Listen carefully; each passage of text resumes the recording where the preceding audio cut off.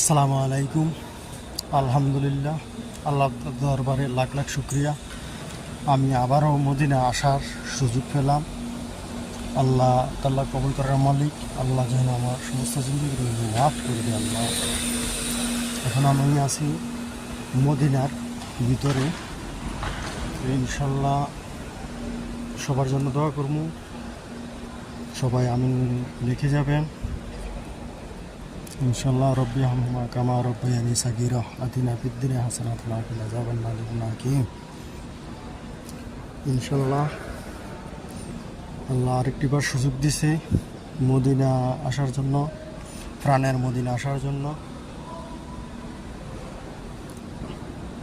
আলহামদুলিল্লাহ, আসতে পারে আমি অনেক খুশি হয়েছি। আল্লাহ আমাকে মদিনা আনছি।